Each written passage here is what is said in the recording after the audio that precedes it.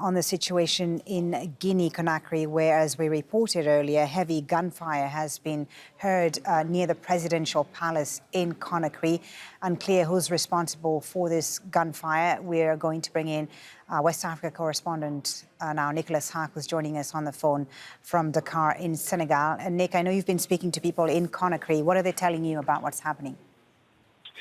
Well, currently, Foley, there is heavy gunfire. Troops deployed in the peninsula of Kaloum, which is a district in downtown Conakry where the presidential palace is. It's believed that the President Alpha Conde early this morning went out towards Hotel Kaloum, where he was suspectedly ambushed by people who started shooting at him. We know now that he is inside that hotel, that he is safe and well, but there continues to be a gun battle in that district.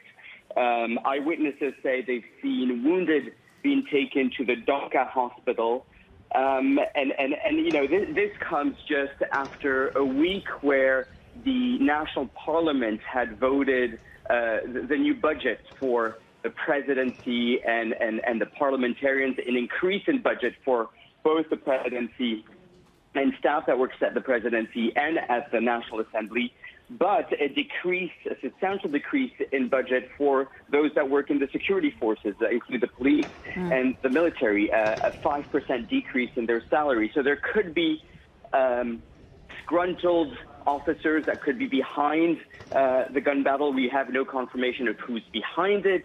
We know that the presidency has confirmed that Alpha Conde is safe, but of course there has been, ever since he's been re-elected in power a year ago, there's been some political unrest in Guinea.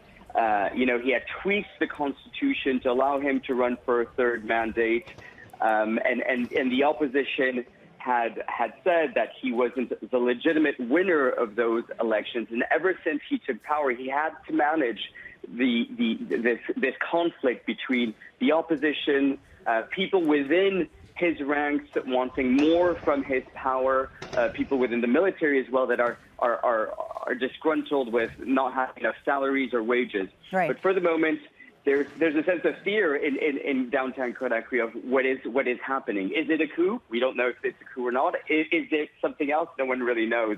Right. But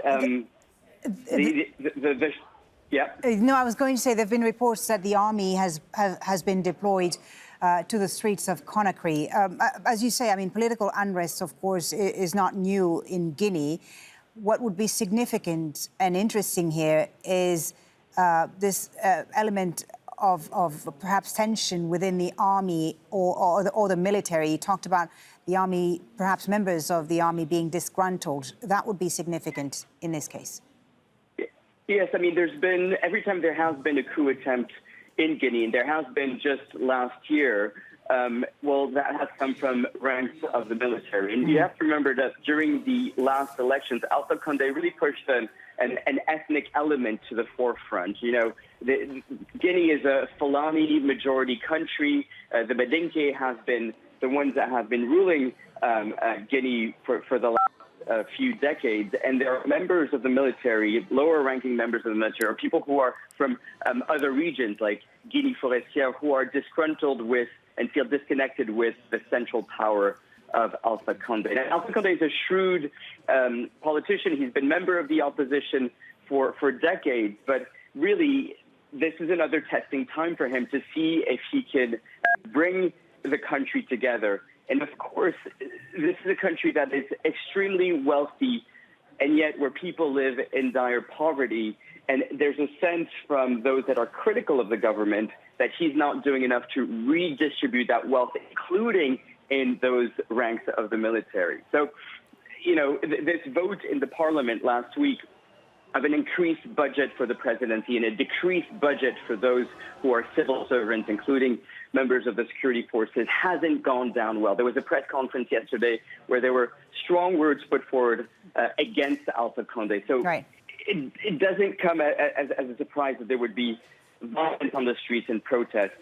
But no confirmation yet of who's behind this. Okay, for now, we'll keep a close eye on the situation with you, of course, Nicolas, Haque, correspondent in Dakar, Senegal, with the latest on the situation in Guinea, where there are reports of heavy gunfire in the capital, Conakry, this Sunday.